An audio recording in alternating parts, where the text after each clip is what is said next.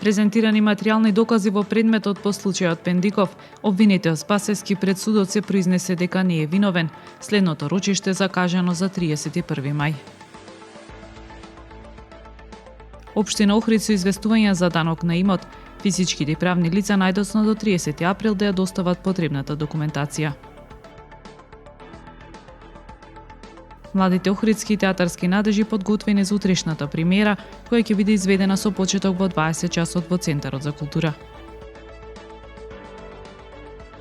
Македонската еспорт федерација ги заврши националните квалификации за светско првенство, охриѓени повторно меѓу најдобрите.